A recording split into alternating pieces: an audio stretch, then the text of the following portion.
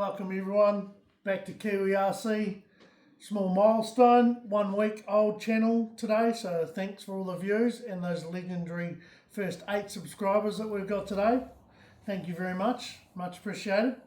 Anyway, today we're going to compare the two MD500s, the 450 size and the 500 size.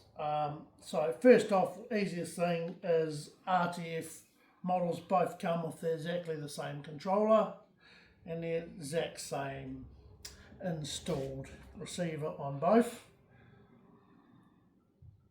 So exactly the same there, nothing to compare, let's put it away.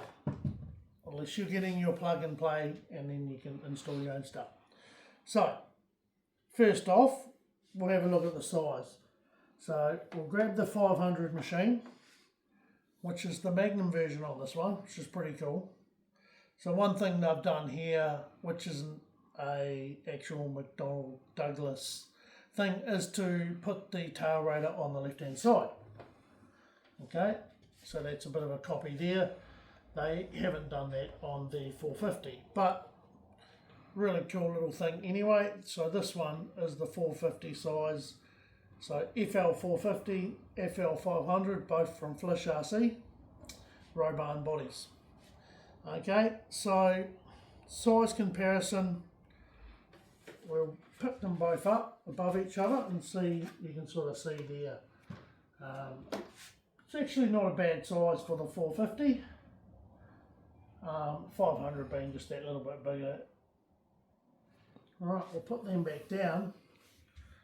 Being that they're made by the same guys, they're similar construction, quality,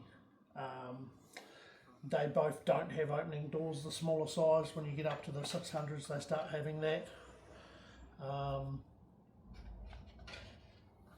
So there's the little canopy, pulls off the same way in both of them. And in this one you'd have the battery that sits down here. On the 500 I've got the battery in it because it keeps them balanced, but you sit it on the machine itself. So let's have a look, pull that off. There's your canopy there, pretty cool. So, and there's your inside of your machine. So next comparison would be the power supply. So 6 cell 4500 60C, and in the 450 you quite cool, you got a 4 cell, so that's not bad. It's a small little thing, there's not much room in there. So you get a 4300 in the MD500 at 25C and 14.8. Then slightly different chargers come with each one. You'll get this type of charger with the 500 size, which will charge, balance and charge anything from single to 6. Then with this one you'll get this little, which is actually a cool little charger, believe it or not. It'll only do 3 and 4 cell. So that is the upgrade, I guess. Generally a 450 size of old would be a 3 cell. So 14 cell. Sorry, 4 cell and 6 cell. So you really get an extra cell from what you're used to. Which actually translates to a better flight time. So we might as well talk about that. The flight time we've found on the smaller ones can range from about 15 to 17 minutes. All depends on how you fly it and what extras you add. Of course, we've got lights on all the ones we have, which drain a little bit more power, and Wi-Fi on some of them as well, which will take a little bit more. So we've found you will have about 10 to 13 minutes on the 500. So it's actually a really good flight time on the small thing. Now let's talk about the mechanics itself and the differences. I'll put them sideways so you guys can see. First thing you'll probably notice, 4 blade on the 450 and 5 blade on the 500. So 5 blade more realistic to this model of helicopter in real life, but 4 blade sufficient is quite cool as well. Then they both have the exact same L7 Flish L7 controller, which are really awesome. They've got internal GPS, they've got the accelerometer, barometer, 3-axis gyro, They've got everything to give it really good stabilisation and position holding, and a built-in GPS and an external GPS. And the small models of the 450s, the GPS being no room on the chassis and having a need to have this GPS away from either your motor or your tail servo. If you've got a tail servo, you'll see that in the instructions to keep it clear of that stuff. They've put it actually inside the tail to keep it away from all of that, which works really well, but really means you can't get to it, unfortunately, once it's installed. The next thing to talk about, I guess, would be with this 5-blade. Of course, they've got right to the top of their tier of FLYSRC servo. So we've got metal body, metal gears, brushless motor, metal servo horns. With the 5 blades, there's going to be a bit more torque and drag on those 3 servos than perhaps a 2 or a 4. And we'll do a comparison in another video, guys, between the 4 and the 5-blade 500, because not 500 MD, but 500 size against all of the models, because there are differences depending on blades and things. So then on this one, obviously a smaller head, smaller need of torque. We've just got little plastic geared, still FLYSRC servos, nothing special. We're on this one, which is probably what drives the cost. You've really got a good, really good servo in this, and you'll find if you were to look to these servos, these are good $150 to $200. New Zealand, of course, we're talking, guys, in servos. So, I mean, and we know we can pick these little fellas up for about $10. So you've got these upgrades you're getting. So I guess while we're talking about prices of the servos, we might as well talk about prices. So again, New Zealand prices, NZD, not worth a lot to the rest of you guys, but about $1,400.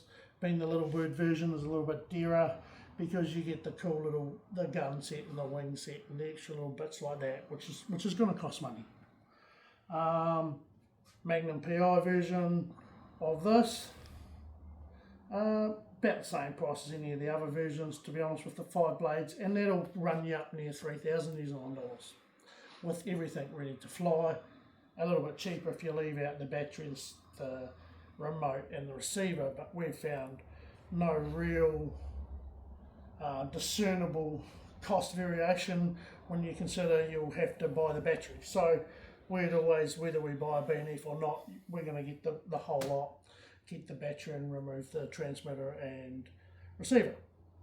But anyway, carrying on, almost double, probably a little bit more than double price. You're getting the same controller. It's actually a better, slightly better, no big deal, but you've got a fully encased GPS here. This one's an external type one. It doesn't have the plastic casing. And I believe that it could even be a little bit of a generational difference between the two, perhaps. Anyway, then you've got your bigger motors, and on the 500 you've got 2-speed controllers. So you've got the tail motor speed controller at 25 and a 85 amp main speed controller. So that's good to have those 2 separate things, as well as it's not bad on these smaller models for, you know, for weight and ratio. That's a very good lightweight mechanic, and these are a very good lightweight body, so they're still a really good fly. And I'm guessing why they have quite an extended time in our minds for flight time, because it comes down to weight. So this is a combined 60 amp that'll control both your tail motor and your main motor. So the orientation of the way they sit in the vehicles like this, so you can see again they've just swapped around the direction of where the controller sits. So that's the difference in the mechanics. What you guys choose, I'd love to know, or what you guys think you like in the comments. You know, give us a comment, tell me what one you'd buy, you know, looking at the price difference. Me personally, I quite like the 500, bigger is better. 5 blades is more realistic. Then flying conditions, while they both do handle quite a good wind, that's all relative to its size. So the smaller ones can't go out in quite as heavy a wind as perhaps the 500s will. So where I live in New Zealand, we can get a lot of wind in the summer, so bigger is better, I think.